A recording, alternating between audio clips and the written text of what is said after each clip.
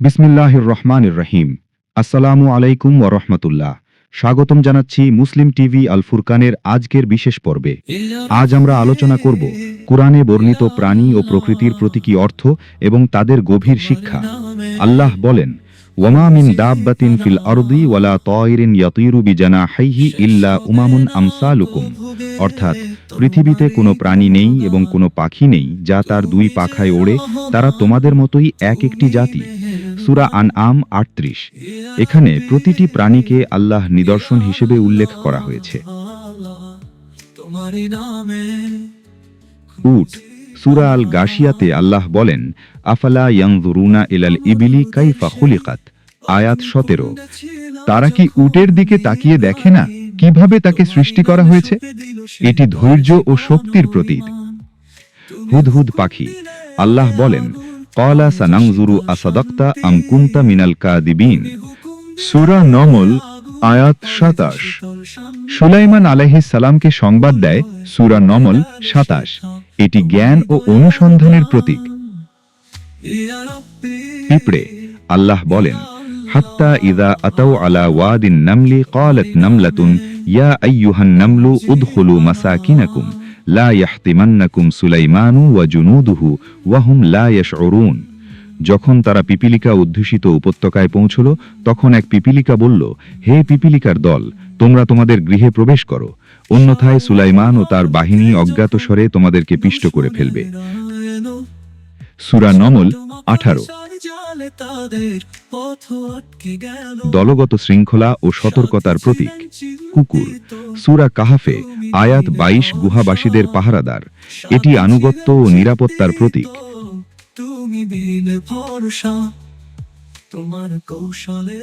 গরু।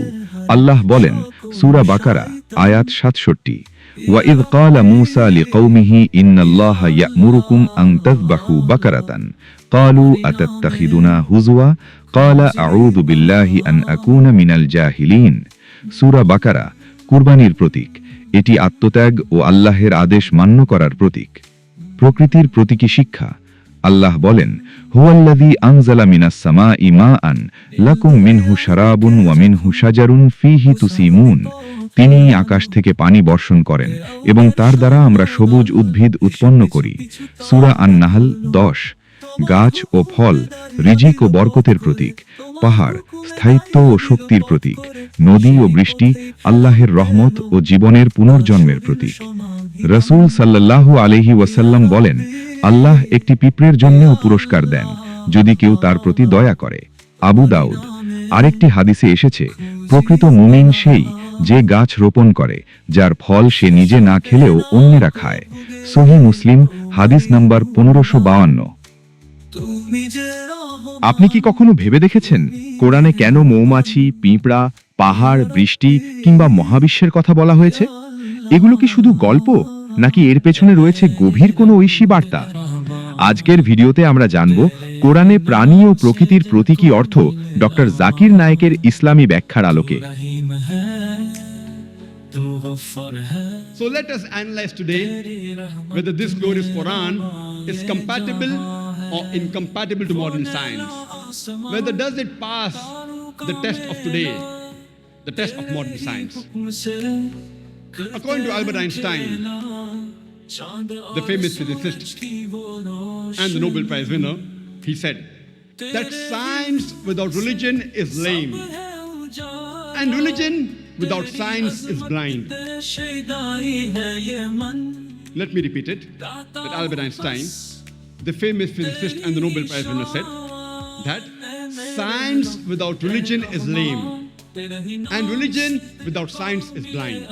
Let me remind you that the glorious Quran is not a book of science, S-C-I-E-N-C-E, but it is a book of science, S-I-G-N-S. It's a book of ayats, and there are more than 6,000 ayats, 6,000 signs in the glorious Quran, out of which more than 1,000 speak about science. As far as my talk today is concerned, I will only be speaking about scientific facts which have been established. I will not be speaking about scientific theories and hypotheses, which all of us know very well, that many a time these theories and hypotheses, they take U-turns. Doctor Zakir Naik বলেন, the Quran is not a book of science but a book of science. অর্থাৎ Quran কোনো বিজ্ঞান বই নয়, বরং এটি আল্লাহর নিদর্শনের কিতাব। সূরা আন নাহাল আয়াত ৬৮ ও ৬৯ আল্লাহ তাআলা মৌমাছির কথা উল্লেখ করেছেন। কোরআনে বলা হয়েছে আল্লাহ মৌমাছিকে ওহী করেছেন। ডক্টর জাকির নায়েক ব্যাখ্যা করেন, এটি প্রমাণ করে এমনকি ক্ষুদ্র প্রাণীরাও আল্লাহর নির্দেশ মেনে চলে। আর মৌমাছির তৈরি মধু, যাকে কোরআনে বলা হয়েছে শিফা অর্থাৎ আরোগ্য। সূরা আন নামাল আয়াত ১৮ আমরা পাই পিঁপড়ের কথা বলার ঘটনা। ডক্টর জাকির নায়েক বলেন, কোরআন ১৪০০ বছর আগেই পিঁপড়ের উন্নত যোগাযোগ ব্যবস্থার ইঙ্গিত দিয়েছে। আজ আধুনিক বিজ্ঞান স্বীকার করছে পিঁপড়েরা একটি সুসংগঠিত সমাজ ব্যবস্থায় বাস করে। কোরআনে গবাদি পশুর কথা বহুবার এসেছে।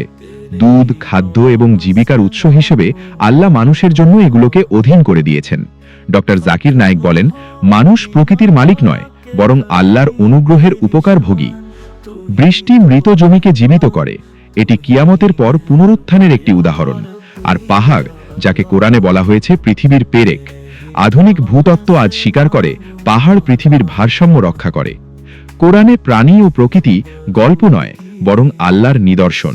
ডক্টর জাকির নায়েকের ভাষায়, science does not contradict the Quran, it confirms it. Carl Sagan একবার বলেছিলেন, আমরা প্রকৃতির অংশ, প্রকৃতি থেকে বিচ্ছিন্ন নই। নীল ডেগ্রাস টাইসন বলেছিলেন, প্রকৃতি সর্বশ্রেষ্ঠ শিক্ষক। এই চিন্তাভাবনা কোরআনের সত্যকে সমর্থন করে যে প্রত্যেক সৃষ্টি আল্লাহের নিদর্শন।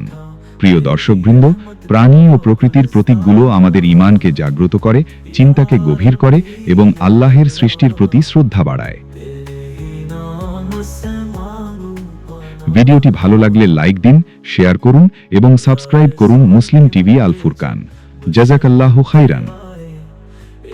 मकड़ी के जाले ने रास्ते पे पर्दे थे डाले, साथी थे फिक्रमंद, तूने ही दिया भरोसा।